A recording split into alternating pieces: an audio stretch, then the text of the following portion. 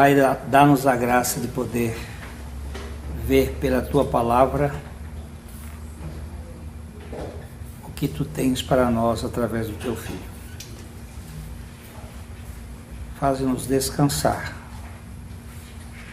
na pessoa de Jesus. E descerei e verei. Capítulo 18 de Gênesis.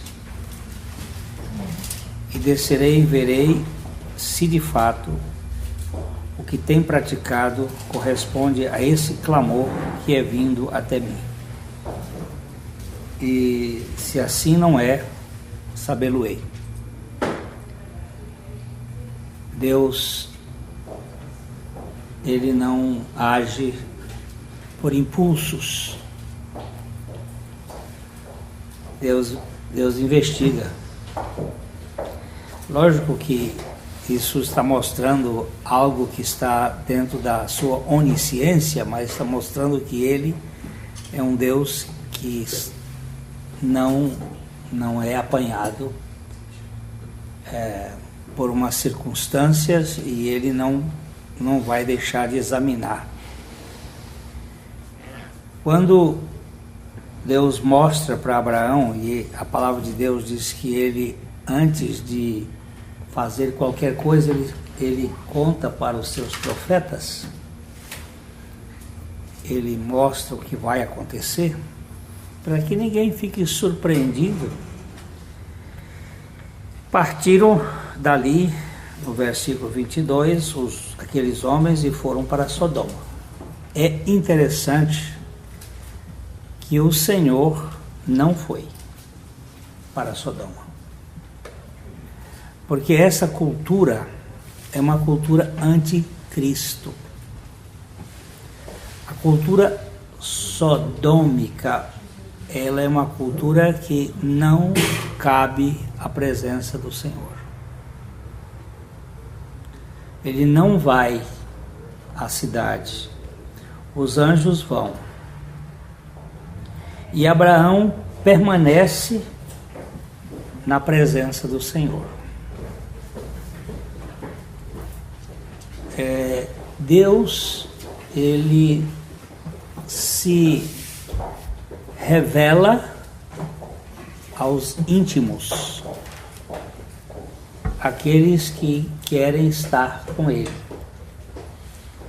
No verso 23 do capítulo 18 diz que, aproximando-se ele,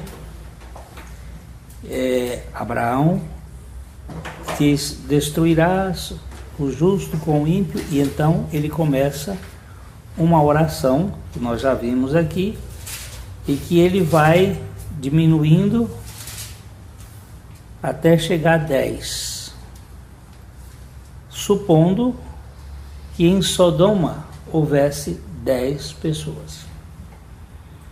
E aí ele parou, e Deus disse que não destruiria. E quando Abraão parou de falar, no verso 33, a Bíblia diz que retirou-se o Senhor. É muito interessante que o Senhor está sempre com aqueles que falam com Ele. Com Adão, ele tinha comunicação na viração da tarde, eles conversavam. Enquanto as pessoas não querem conversar com ele se retira. O lugar da intimidade com o Senhor é um coração que quer estar com Ele.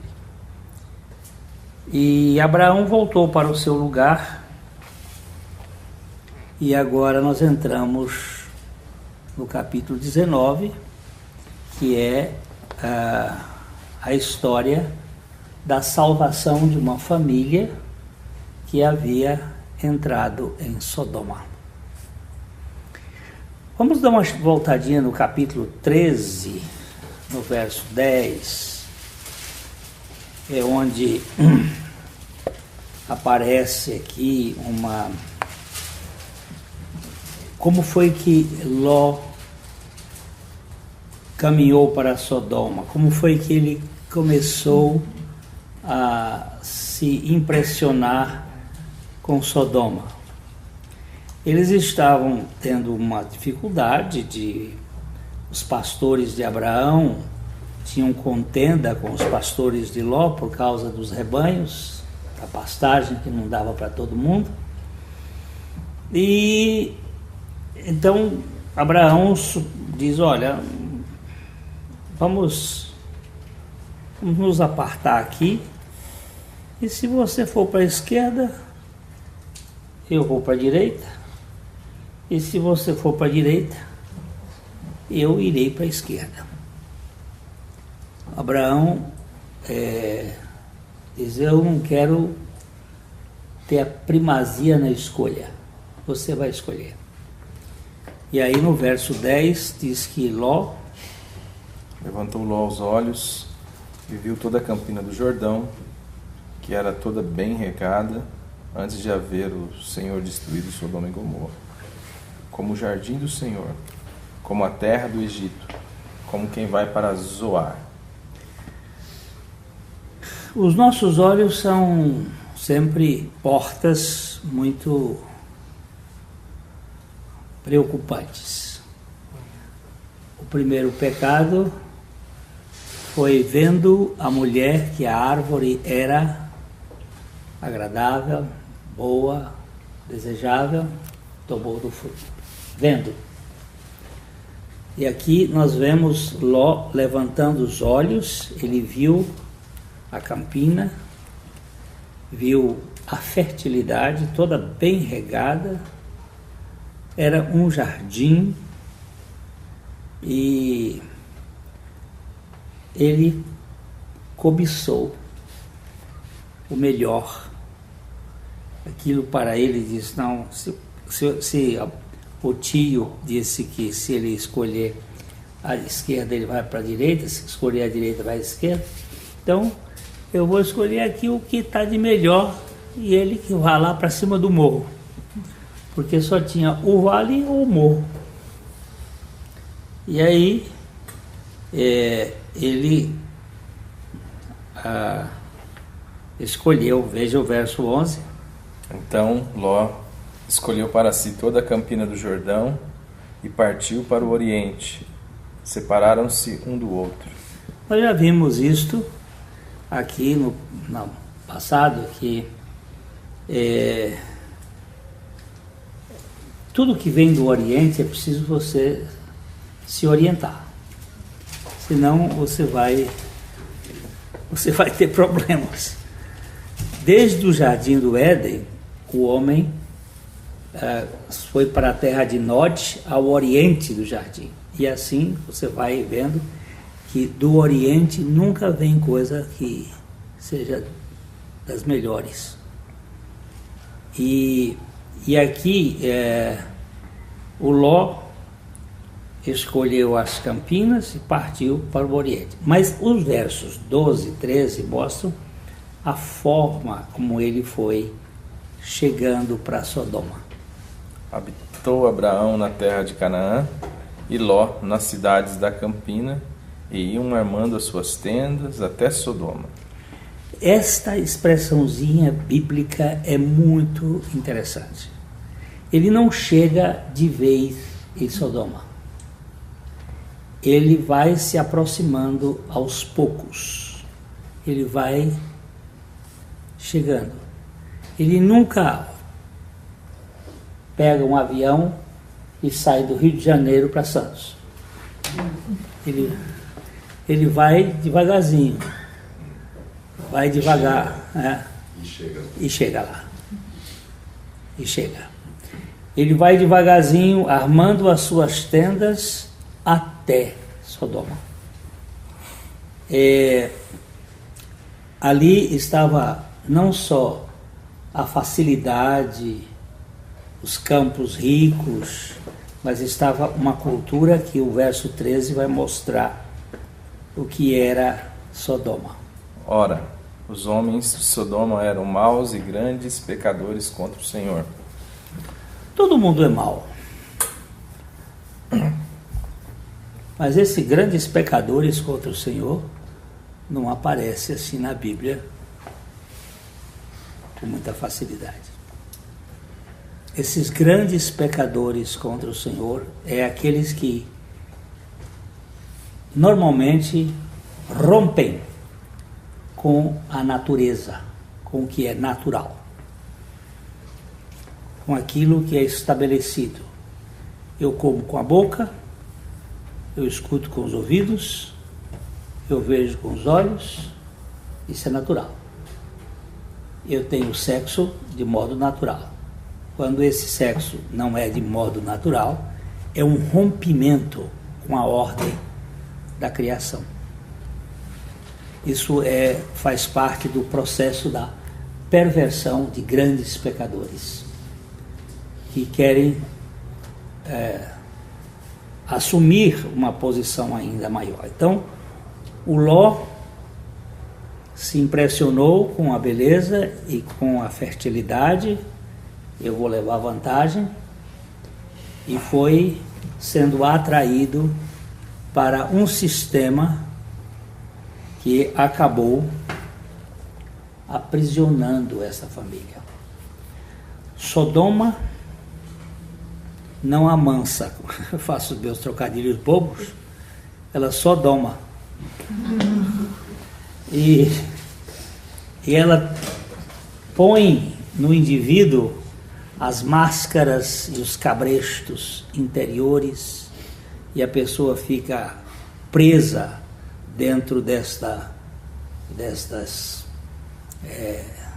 atmosfera de perversão. Agora, voltando para o capítulo 19, nós encontramos que os anjos eles vêm para a casa de Abraão ao meio-dia, mas para a casa de Ló de noite.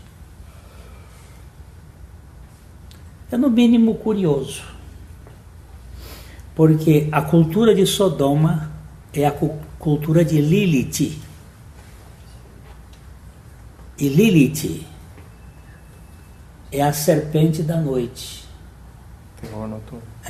Terror noturno. É o terror noturno. Agora nós temos uma propaganda da Skol, com as duas garrafinhas de cabeça para baixo, preparada para as criaturas da noite. É que nós às vezes, é assim que a gente entra em Sodoma, viu? São essas sutilezas que vão levando e vão trazendo para que a gente habitue-se com a cultura da permissividade sexual sem controle. E ao anoitecer, vamos começar aí, Alexandre. Ao anoitecer vieram os dois anjos a Sodoma, e cuja entrada estava Ló sentado.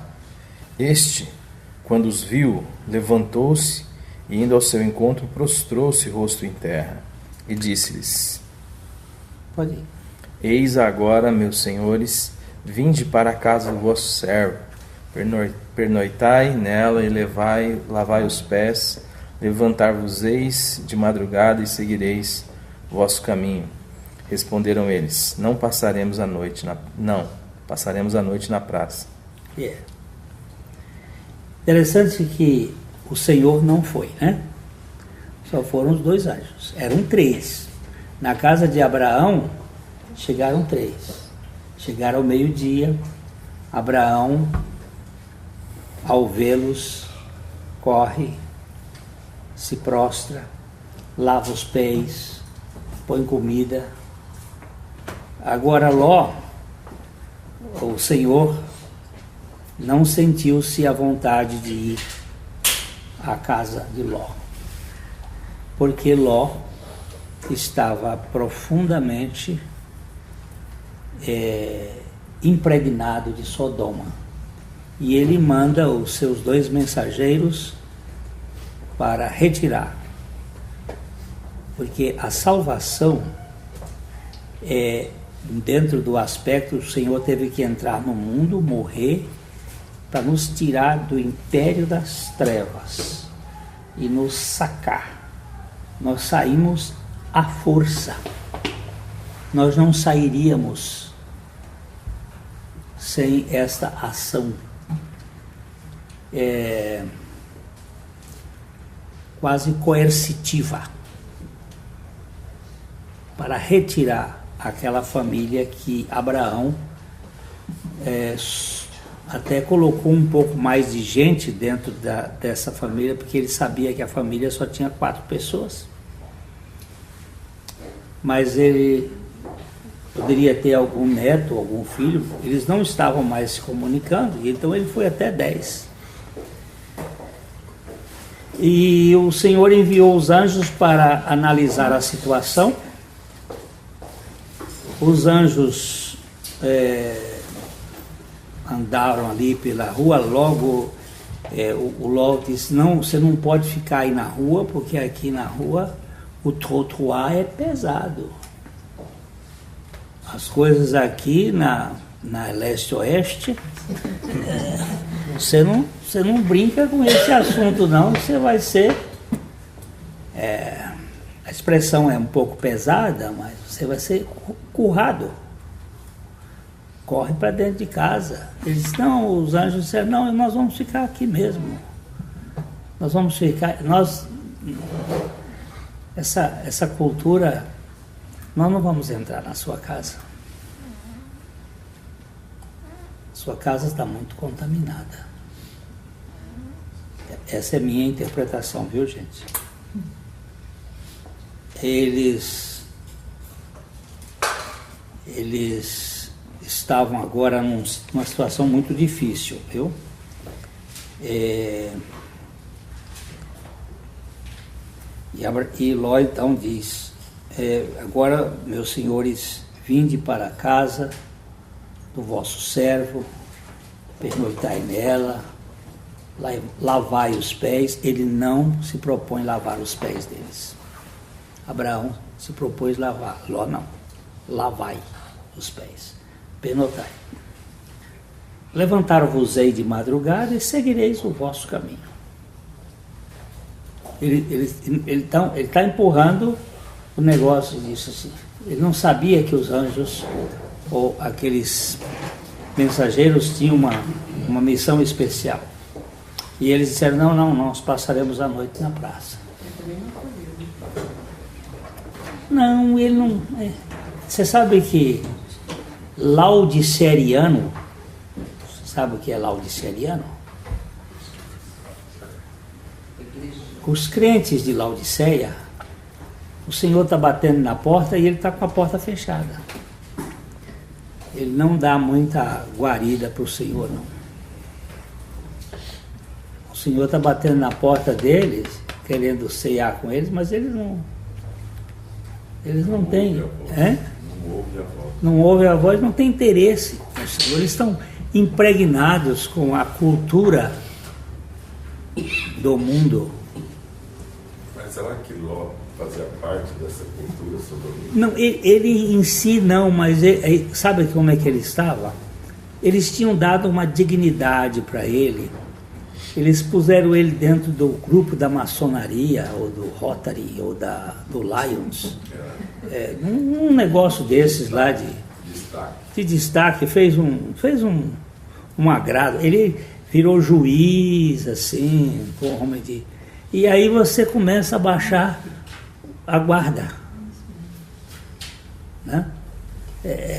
A cultura do... Não, a gente boa. Aí a gente começa a baixar a guarda. E aquela coisa também, não sou como eles, presido sobre eles, uma sensação de uma justiça acima da média. A média, você não sabe, eu sou doutor honoris causa, sabe? Da Universidade de Coimbra. Você não pensa em Deus.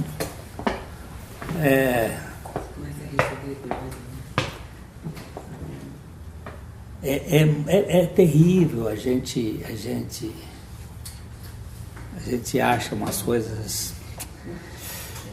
E ele não se propõe, mas aí eles nós vamos passar a noite lá na praça, e ele, no verso 3, instou-lhes muito e entraram em casa dele.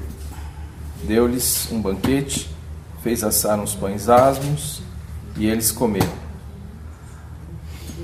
Quando ele percebeu que os anjos estavam meio reticentes, não queriam, essa palavra instou-lhes, ele quase que empurrou, pressionou, disse não, porque ele ficou com medo, ele conhecia a turma onde ele vivia. Não, entra para aqui, fica aqui com a nossa casa. E aí ele fez coisas boas, ele preparou um banquete, fez assar uns pães asmos, e eles comeram. Algumas coisas da cultura do Abraão, da família da Babilônia, e daquela história de família. Ele faz algumas coisas. Mas antes que se deitassem, os homens daquela cidade cercaram a casa, os homens de Sodoma, tanto os moços como os velhos, sim, todo o povo de todos os lados, e chamaram por Ló e lhe disseram: onde estão os homens que, à noitinha, entraram em tua casa? Traze-os para fora, a nós, para que abusemos deles. Era o ritual, era daquele tipo de procedimento. Seu Ló, por favor, nós vimos que 2 homens entraram na sua casa e nós precisamos... Carne nova. Hã? Carne nova, né? Não entendi. Carne nova no pedaço. Carne nova no pedaço. A Bíblia usa uma expressão que diz assim: eles não somente fazem, mas aprovam os que assim procedem. Essa é uma cultura que não só abusa, mas ele quer que outros entrem no mesmo processo e que se aceite tudo isso como normal, que esse sistema é natural, que essa coisa não é uma aberração, que nós temos que aceitar perfeitamente. Eu não tenho muitas dúvidas a respeito da morte do deputado Clodovil. Clodovil, ele bateu contra o casamento homossexual, o casamento gay. E ele bateu contra o tamanho do nosso Congresso Nacional. Ele disse que o Congresso Nacional era inchado, tinha deputado demais e que casamento gay era uma aberração. Ele disse: eu sou gay, mas eu sou filho de um casal hétero. Isso não tem sentido. E ele não sofreu exame de autópsia. Tem poucas pessoas que morreram e não foram autopsiados. Eu não tenho dúvida de que apagaram o Clodovil.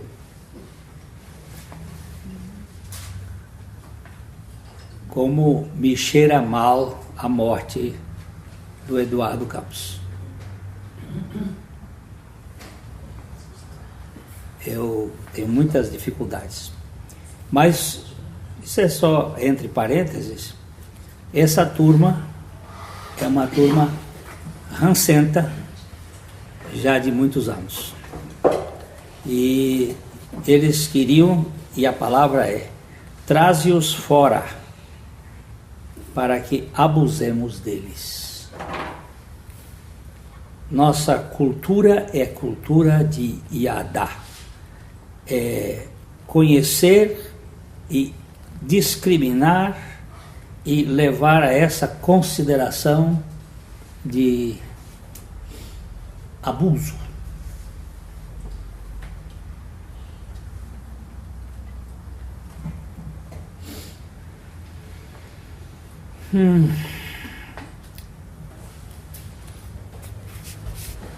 Tem uma, como é que ela chama? Damaris, aquela pastora que é assessora da Câmara. Ela anda esperneando, agora puseram, ela parece estar de mordaça, porque ela andou denunciando do que está acontecendo no Congresso Nacional Brasileiro. E nós estamos anestesiados. Como cristãos, nós estamos anestesiados para o que está acontecendo. A bancada chamada evangélica, eu não tenho nenhuma preocupação que esteja sendo gravado. É uma bancada comprometida com a nonice e a insignificância. Não toma posturas. Faz tempo que eu não vejo um político que tenha sangue, que tenha caráter nesse país. Negócios e negócios e negócios. E aqui está a cultura dos abusos. Nós queremos levar vantagem desse negócio. E o Ló tenta de todos os modos resolver a questão. Versos 6, 7 e 8. Saiu-lhes então Ló à porta, fechou-a após si e lhes disse: Rogo-vos, meus irmãos, que não façais mal. Tenho 2 filhas virgens, eu vou-las trarei, tratai-as como vos parecer. Porém nada façais a estes homens, porquanto se acham sob a proteção do meu teto. Eles, porém, disseram: Retira-te daí. E acrescentaram: Só ele é estrangeiro, veio morar entre nós e pretende ser juiz em tudo? A ti, pois, faremos pior do que a eles. E arremessaram-se contra o homem, contra Ló, e se chegaram para arrombar a porta. Você não está sofrendo a pressão disso na sua casa, não?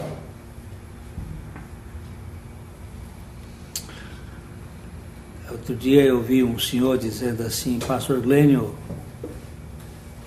eu estou pedindo a Deus que me leve antes dos meus netos serem abusados, porque não tem mais reversão.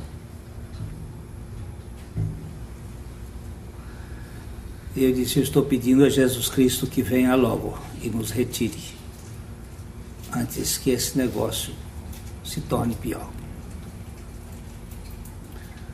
O mundo está em profundo caos.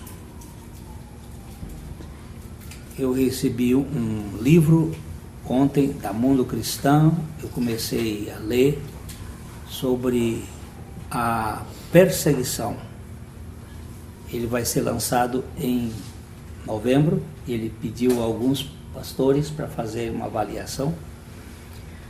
A perseguição contra os cristãos na face da terra. Hoje nós temos mais cristãos perseguidos do que em toda a história do cristianismo. Só neste século. Só que nenhum jornal conta. Portas Abertas manda. Hein? Portas Abertas manda a revista mensalmente. E lá ele fala dos países que estão sofrendo perseguição E o tipo de perseguição que eles estão fazendo para os cristãos. Eu estava vendo, eu estava vendo aqui, em 2005, 3 jovens na Indonésia foram decapitadas. Estão aqui, colocadas. De lá para cá, é uma avalanche. Indonésia, Índia, Filipinas, China, Timor Oriental, Oriente Médio,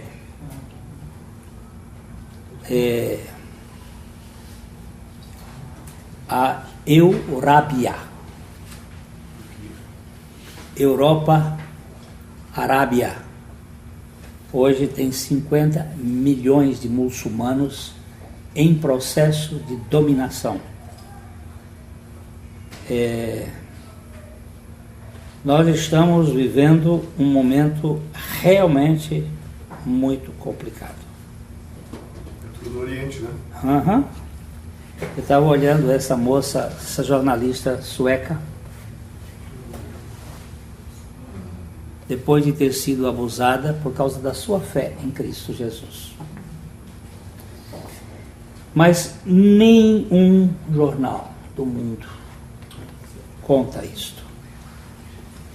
Essa é a cultura da permissividade e dos abusos e da destruição da família. Eu tenho 2 filhas, cara, são virgens.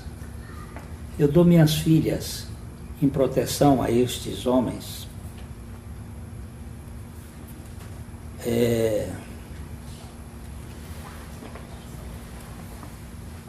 Como é que nós vamos fazer? Ele disse, agora você quer dar ordens aqui, quer botar regras no nosso Congresso? Você é estrangeiro e você quer impor aqui no nosso meio, nós vamos fazer pior com você do que vamos fazer com eles.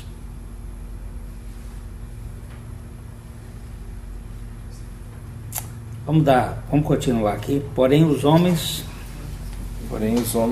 estendendo a mão, fizeram entrar Ló e fecharam a porta, e feriram de cegueira aos que estavam fora, desde o menor até o maior, de modo que se cansaram à procura da porta. Essa é uma coisa muito interessante. Essa palavra cegueira aqui, ela é uma palavra que aparece 2 vezes na Bíblia.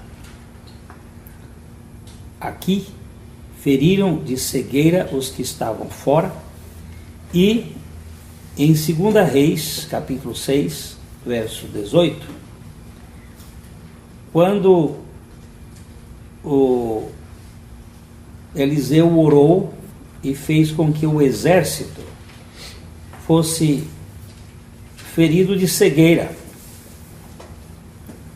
e eles não conseguiam chegar até que ele levou o exército para a presença do rei. É uma cegueira não propriamente de não enxergar, mas de não perceber. Não perceber. Fica como que baratinado. Desorientado. Desorientado. É uma coisa assim que ele fica como que... É uma cegueira semelhante à cegueira do homem sem Cristo. Ele não consegue enxergar as coisas espirituais. Ele está... É aquilo que o Senhor disse, que ele veio trazer luz aos cegos, ou vista aos cegos. Esta é a cegueira que caiu sobre aquela turma que estava fora, e eles ficaram apalpando, procurando a porta, mas não conseguiam. Só para dizer uma coisa, muitas vezes dentro de um propósito o Senhor nos faz com que você passe por certos lugares que as pessoas não lhe veem.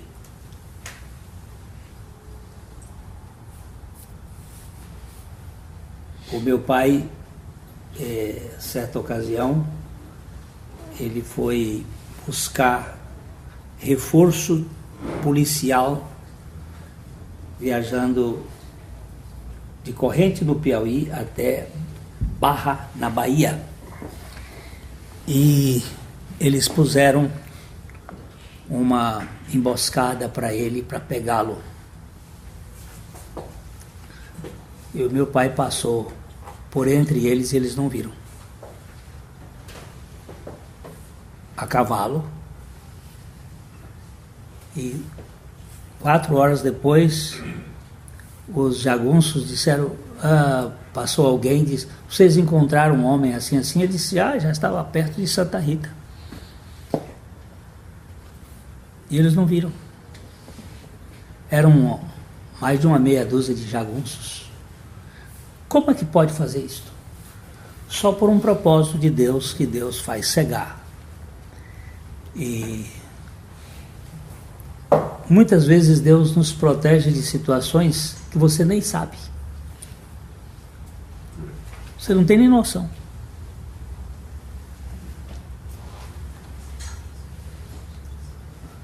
Simplesmente você foi protegido por um propósito qualquer que o Senhor tinha nessa coisa.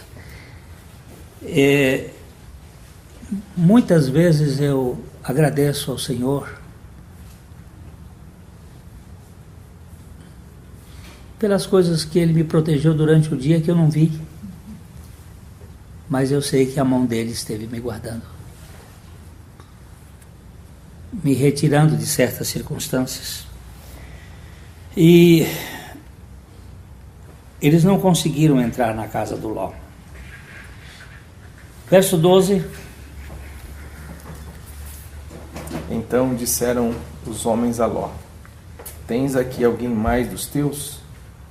Genro, e teus filhos e tuas filhas, todos quantos tens na cidade, faze-os sair deste lugar, pois vamos destruir este lugar, porque o seu clamor se tem aumentado, chegando até a presença do Senhor, e o Senhor nos enviou a destruí-lo. Agora vocês estão vendo bem qual era o propósito. Eu tenho que salvar essa família. Tem mais gente dessa família aqui? Porque crê no Senhor Jesus Cristo e será salvo, tu e tua casa. Tem mais gente aqui para eu carregar? Então nós vamos tirar vocês daqui. Esse clamor aqui é o clamor de Jó? O clamor de Abraão na intercessão. Aquele clamor não, esse aqui é o clamor da cidade. O clamor daquela cidade. Você viu lá no capítulo anterior que ele diz assim que o Senhor desceu para ver, porque o clamor estava subindo. É o clamor da perversão. A medida, chegou na medida. O sangue de Abel clama, a perversão clama diante do Senhor. Às vezes o Senhor desce para ver as coisas, examinar o que está acontecendo ali. Lógico que tudo isso é figura de linguagem muito, porque ele sabe todas as coisas, mas mostrando a sua atenção para os momentos. Não tem nada fora do seu controle, nem um fio de cabelo. Mas ele desceu e disse assim: agora vamos tirar esta família. Eu sei que é pesado isto, mas Deus não prometeu salvar todo mundo, mas salvar aqueles a quem ele veio buscar. O Senhor salva os seus. E ali tinha um processo intercessório também envolvido. E ele diz: você tem mais alguém aí nessa turma? Filhos, genros, tal? Vamos embora.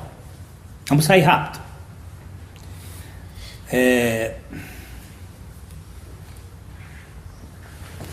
O clamor chegou e tem aumentado, e a presença do Senhor, e o Senhor nos enviou para destruí-la. Vamos lá para o verso 14. Então saiu Ló e falou a seus genros, aos que estavam para casar com suas filhas, e disse: levantai-vos, saí deste lugar, porque o Senhor há de destruir a cidade. Acharam, porém, que ele gracejava com eles. Ao amanhecer, apertaram os anjos com Ló, dizendo: levanta-te, toma tua mulher e tuas 2 filhas, que aqui se encontram, para que não pereças no castigo da cidade. Como, porém, se demorasse, pegaram-no os homens pela mão, a ele, a sua mulher e as 2 filhas, sendo-lhe o Senhor misericordioso, e o tiraram e o puseram fora da cidade. Você vai ver algumas coisas que são interessantes nesse processo.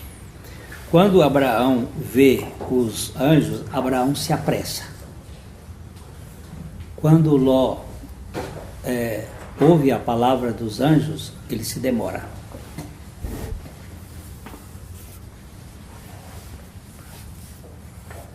Presta atenção nisso, esse negócio da demora ficar, essa falta de diligência.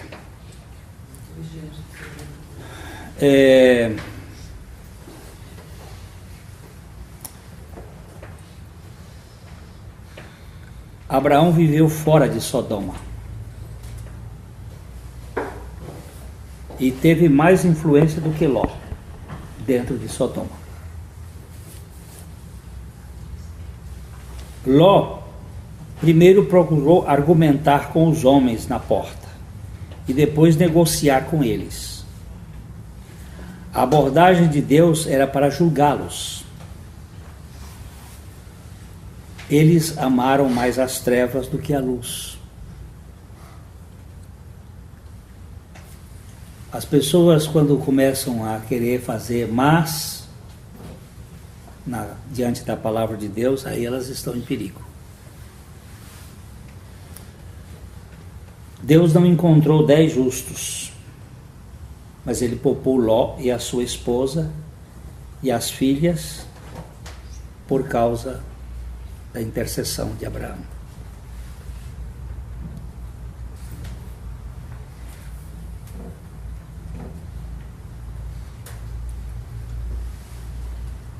Ló foi colocando a sua barraca cada vez mais próxima de Sodoma, até que Sodoma entrou em Ló e na sua família, que é a única forma deles saírem de lá foi no muque. Às vezes Deus tem que nos dar um choque para nos tirar dessa cultura que nos aprisiona tanto, que a gente fica preso.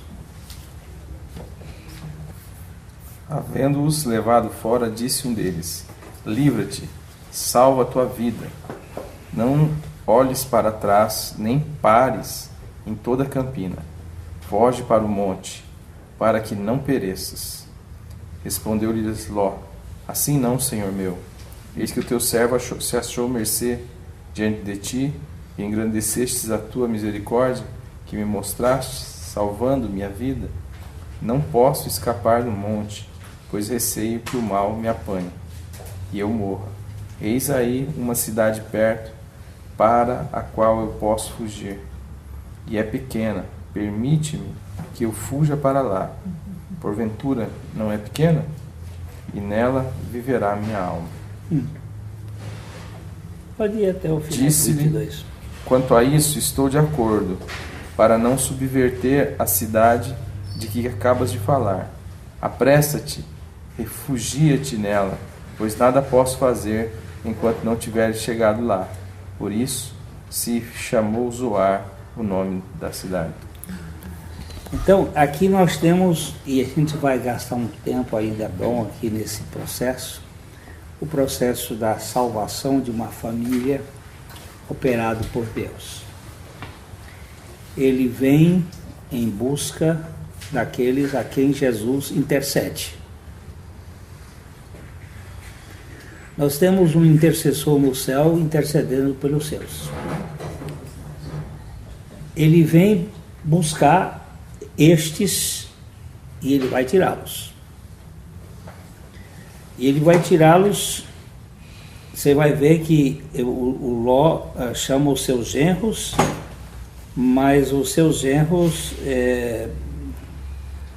acharam que era gracejo, que era piada. É a mesma coisa que muita gente acha que é piada a vinda de Jesus. A segunda vinda de Jesus, eu estava vendo um teólogo falando sobre isso, dizendo que essa é uma ideia escapista da realidade.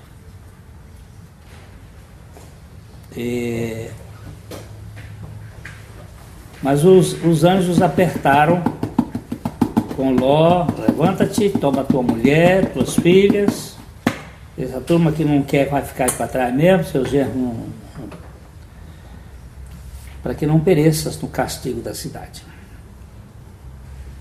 Eu vou dizer uma coisa, porque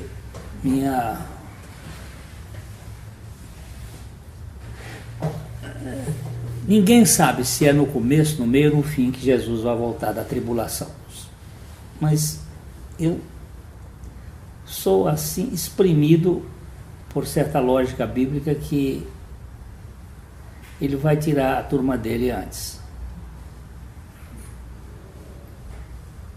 Por esses eventos, por exemplo, ele tira Noé antes do dilúvio acontecer.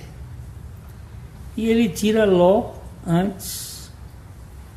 E são exatamente os dois que ele diz: ó, lembra do tempo de Noé, que as pessoas casavam e davam-se casamentos, até que eles entraram na arca e depois veio.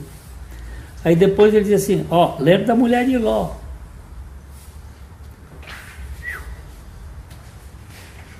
Por que essa mulher foi ficar aí nessa história? Porque a mulher de Ló ficou olhando para trás. E Paulo diz: eu não olho para trás.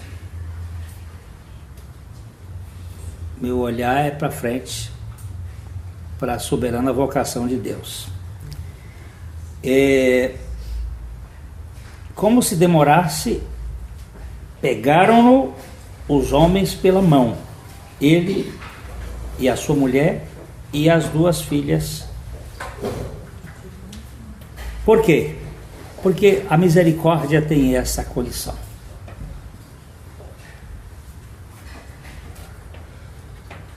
Misericórdia é Deus não me dá o que eu merecia. Vocês mereciam ser queimados aqui, mas eu vou tirar vocês. E tiraram e os puseram fora da cidade. Eu vou contrariar a teologia de que é o homem que decide por Cristo. Você aceita Jesus?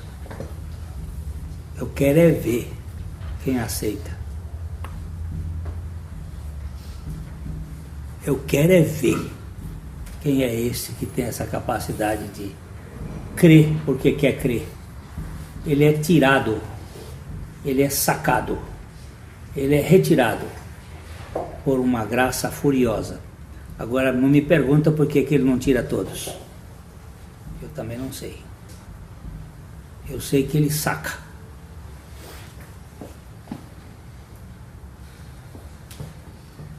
E eu também não sei por que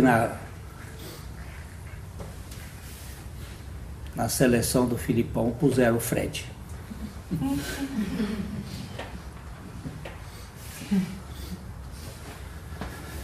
Pela onisciência dele? Hein? Não é pela onisciência dele? Isso somos nós querendo explicar Deus. Não, Mas como é que podemos explicar a profundidade da... Hein? Ele quer que todos sejam salvos. Aonde está dito isto? A palavra de Deus Não há. Mas que todos são estes? Se a fé não é de todos.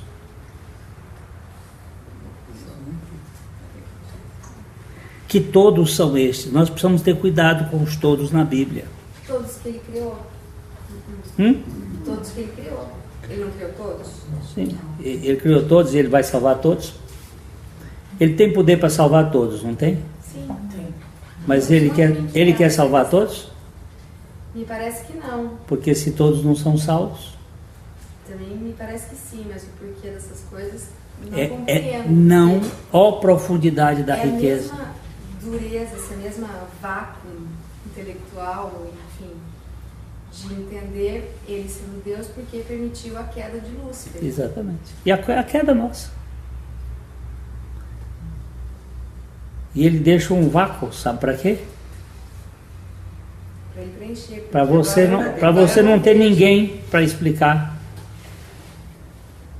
Para você depender dele e simplesmente adorá-lo. Porque se você explicasse, quem aguenta nós? Exatamente. Mas é duro, né? Assim, dá uma peninha. Dá uma peninha. Se eu fosse Deus.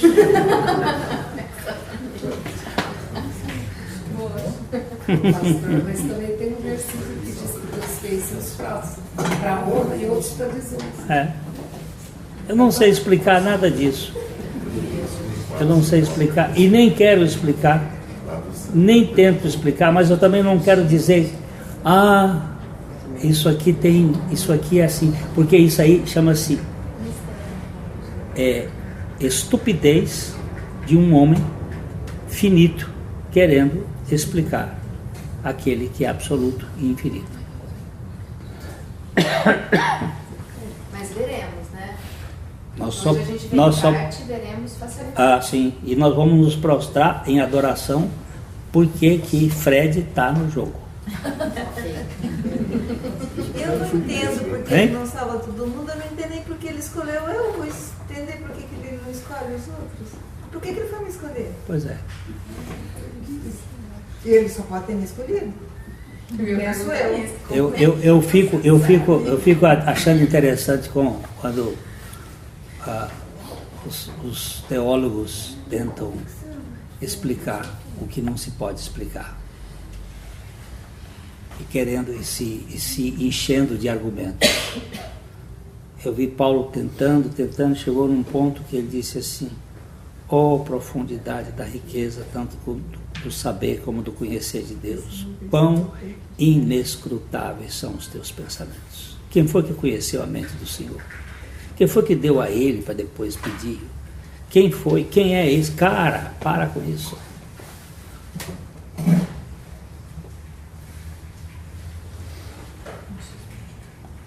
O fato é que Deus salva e salva quem Ele quer salvar. Por isso você diz que nem a fé é nossa que Ele nos dá. Faz sentido. Ele salva quem Ele quer e a quem Ele quer salvar, Ele provém a fé. E a nossa convicção vem da fé que Ele nos deu, é isso? Exatamente. Complexo. Eu me lembro de um dia de um cara que disse para mim assim: sou ateu, sou comunista, sou anticristo, não quero.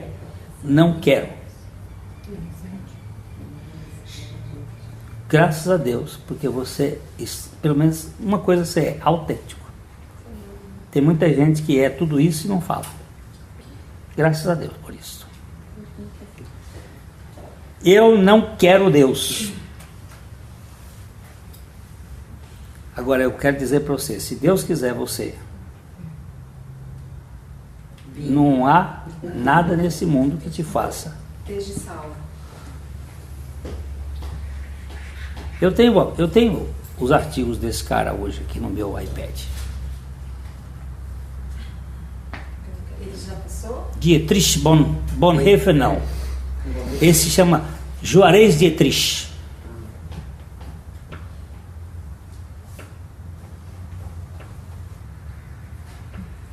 rendido pelo Senhor. Ele podia ter retirado todo mundo de Sodoma, mas não quiseram também. Não, ninguém entende esse mistério, porque a Bíblia diz que é dele tanto querer como efetuar. Mas lá não queriam sair, eles preferiam aquilo lá. Aquilo é... Nem o Ló não queria. Nem o Ló. Nem o Ló. O Ló saiu no tapa, arrancado a fórceps. E a discussão do livre-arbítrio está aí também, né? Livre-arbítrio, querida, só Adão teve e Eva, antes do pecado. Depois do pecado, essa história de livre-arbítrio é conversa fiada, porque nós já nascemos, ó, o pecado já passando do nariz para cima, ó. Não entra devagar não, que já estava tomando conta. Consigo entender isso, mas, por exemplo, essa escolha dessas pessoas de dizer não quero, não conheço, não quero conhecer e acabou, ela faz sentido para mim. Primeiro que nós somos a imagem e semelhança de Deus, então a gente tem esse... Ah, não somos mais também? Porque perdemos, caímos no pecado, ficamos a imagem e semelhança do pecado. Aqui é calvinista, querido, é depravação total, aqui não sobra nada. Depravação e graça. Graça nos alcance, amém. Para ser um lixo tem que melhorar muito. Para ser um lixo tem que evoluir demais.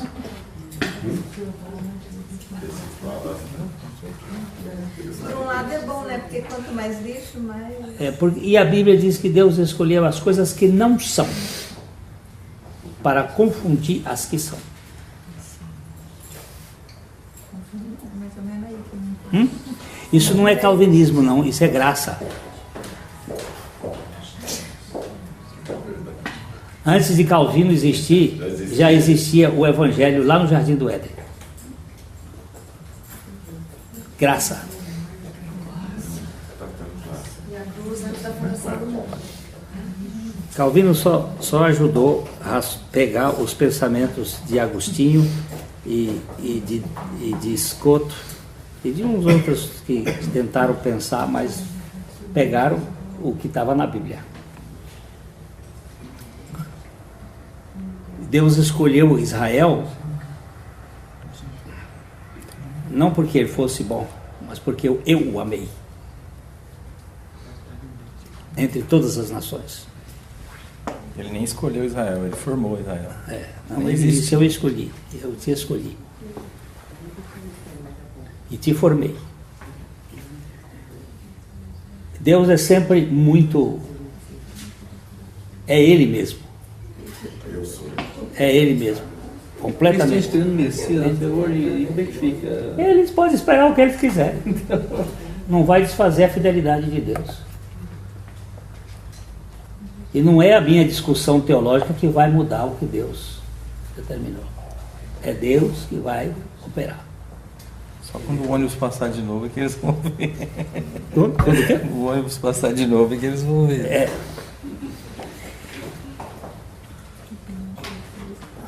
A Rafa está perguntando aqui por que Deus escolheu Israel. Não faria diferença escolher qualquer outro. Escolheu o pior, minha filha. Não existe povo pior do que Israel. É a teologia do varredor do... De quê? Teologia do varredor do colégio lá. Do seu Tatinho, quanto pior, melhor. A Deus, quanto pior, melhor. Eu só entendo assim, gente. O salvo é o pior. Os bons, esses não precisam de salvação. Esses vão para o inferno bem. Tranquilos, vão bem. Se quanto pior, melhor, já estou me sentindo alguma coisa, então. Olha, nesse grupo aí tem mais gente. Eu só queria que você visse esse texto. E aí Alexandre fala tudo que eu já estou cansado. Não fala.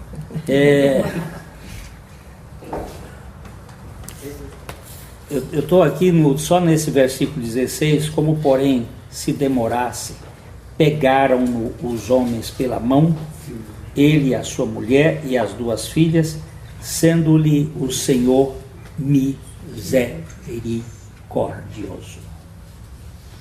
E o tiraram e o puseram fora da cidade. Os homens puxando.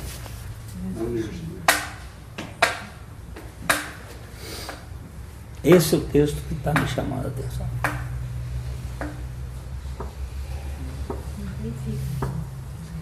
Ainda demoraram para. Agora, dá uma lidinha em 1 Coríntios capítulo 1, versículo 29.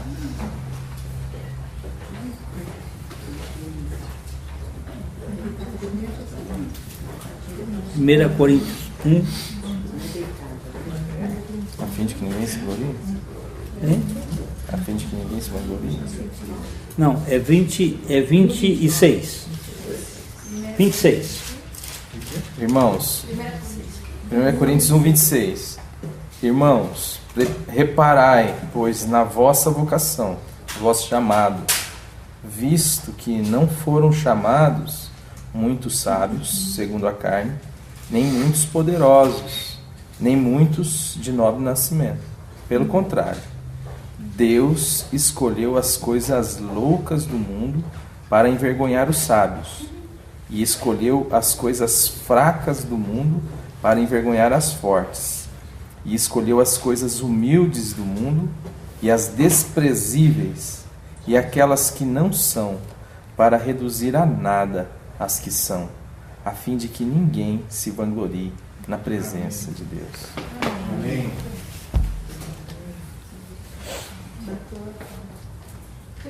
Tenta botar uma explicação nisso aqui. Você tá querendo Deus? Tô. Então,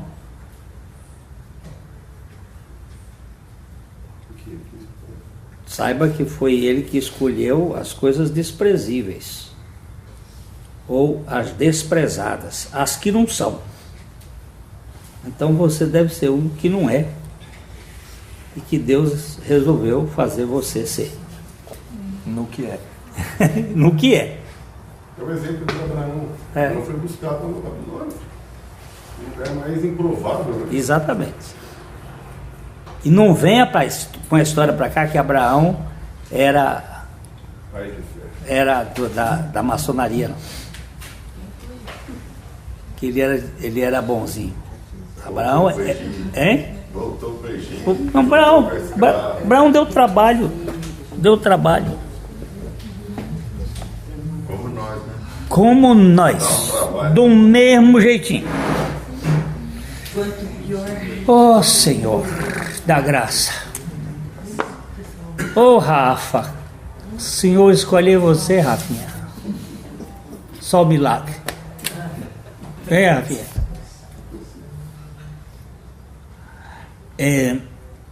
Eu acho que a gente, no dia que a gente descobrir de fato quem nós somos e como é que o Senhor nos escolheu, nós vamos ser adoradores, mas olha. Vai lá, Alexandre. Não, já tá bom já. Tá bom?